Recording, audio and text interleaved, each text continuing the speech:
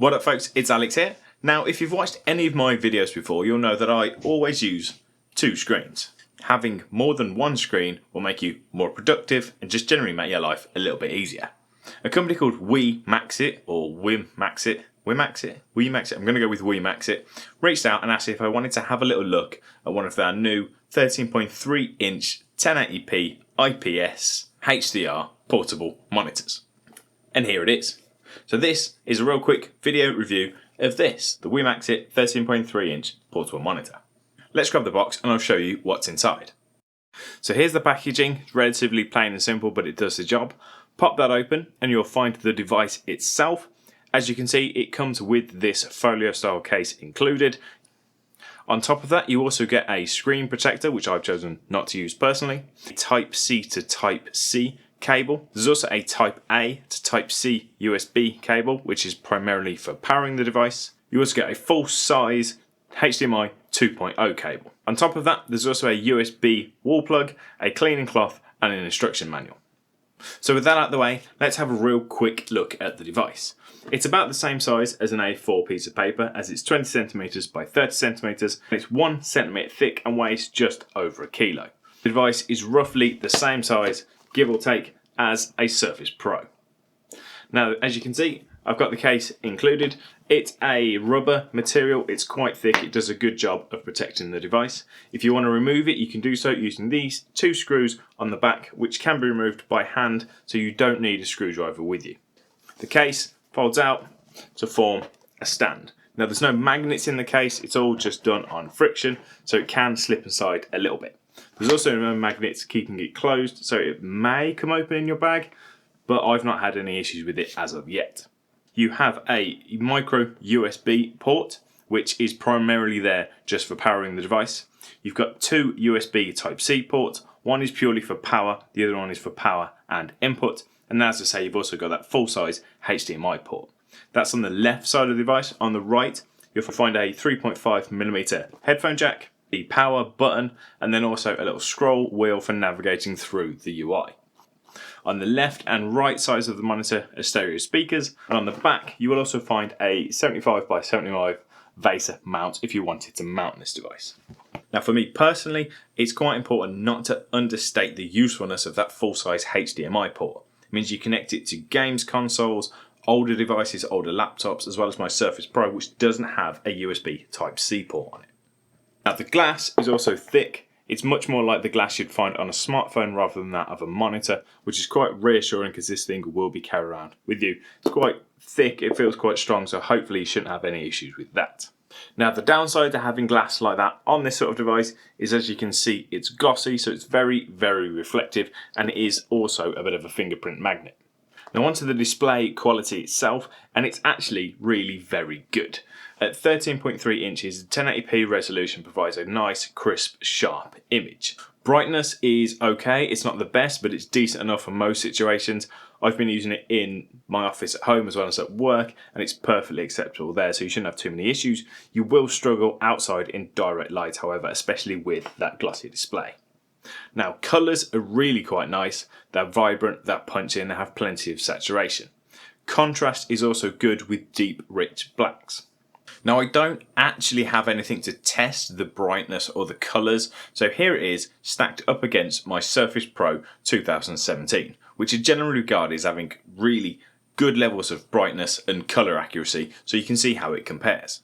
Now they're currently both set to full brightness, and as you can see the Surface Pro is a lot brighter, a hell of a lot brighter. You actually have to knock the Surface Pro down to about 50% brightness until they're about equal. But in terms of colours and contrast, there's not that much in it. They both seem really not too bad at all. Now as another quick demonstration, here it is up against my work laptop, which is a Dell Inspiron 5590. This is a 1080p screen. Now in this shot it's also set to full brightness. The colours look about right. If anything, I actually think the Wimaxit looks a little bit nicer. There's more saturation, the colours pop a little bit more. And in terms of brightness, there's not really much separating them. Now, if you currently edit videos using DaVinci Resolve, for example, using your laptop, then a portable monitor like this may actually come in really handy. It simply allows you to move things like the media pool over to another screen, giving you much more room for your timeline or your preview window. If you currently use your laptop for your color grading, I recommend you keep using that display for your color grading, and again, just make use of this additional display to move some things across, but don't use it for the actual color grade itself. Now this is a HDR monitor, so if you connect a HDR device such as a PS4, PC or whatever it may be, you will reap the benefits of a high dynamic range. The colours look really good. They look better obviously than just using a standard input. I've tested this on both my PC and my PS4. They instantly recognised that it was HDR compatible and it was easy enough to turn on. Now the downside with the HDR is if you're using it on a PC, I use it on Windows for example, the HDR content itself, such as videos and games, looks really good, but the rest of the standard dynamic range content, such as just being in Windows or Word or Microsoft Office, whatever it may be, can start to look a little bit flat in comparison. Now the refresh rate of the monitor is 60 Hz, which is pretty standard for this sort of thing. Now I can't find any information about the response time of this monitor, but I have used it to play some games on both my PC and my PS4, and it felt good, it felt responsive, it didn't feel choppy or like there was a delay of any type. Now as mentioned, I've connected this device to loads of different inputs such as the PS4, my full Windows 10 PC, Linux-based mini PC, as well as a Samsung phone, all of which picked the device up straight away and I've had no connectivity issues whatsoever. If you're using Type-C on a laptop, for example, the Type-C cable will be able to provide enough power and the audio and video output, so you'll only need one cable. I used the Type-C using a Samsung Galaxy S10 to get into DeX. Now that worked straight away, however, every now and again the screen would cut off and I think that was a power delivery issue. Once I inserted a second cable into a wall adapter just to provide some more power, it was perfectly fine. If you're using the HDMI as your input, that doesn't deliver any power, so then you will also need to plug in a second cable to power the device. This actually makes a really nice little gaming monitor for on the go. And I say that because you can plug the HDMI into this device from the PS4 and then use one of the PS4 USB ports to actually power the device. So you don't need to plug it into a wall. You've got one plug socket powering your PS4 and the monitor and you're good to go. Now the menu system on this device is accessed by pushing in the scroll wheel. It's a relatively standard affair. You can adjust things like contrast and saturation, brightness and that sort of thing. Nothing too complicated there. The only one nice touch that I will mention is if you hold that scroll wheel down, a selection of crosshair overlays which you can activate, which may be useful for any of you PC gamers out there. Now last but not least, as I mentioned, this does have stereo speakers, but they're not really very good at all. They'll do the job in a pinch, but if audio is important to you, I definitely recommend using the 3.5mm headphone jack instead.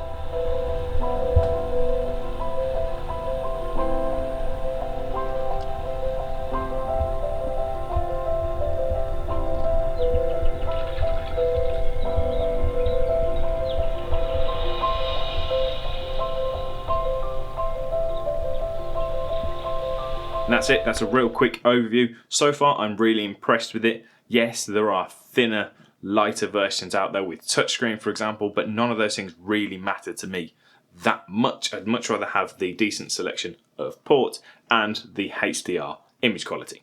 And it's small and light enough to take anywhere with you. You can just chuck it in a laptop bag and off you go. If you're a laptop user looking for a secondary display, or someone looking for a primary display to use with a games console or that sort of thing, this is actually a surprisingly solid option. Now I hope this video was useful. Give it a like if it was. Don't forget to subscribe. Any comments or feedback down below. Thank you for watching. I'll see you next time. Bye.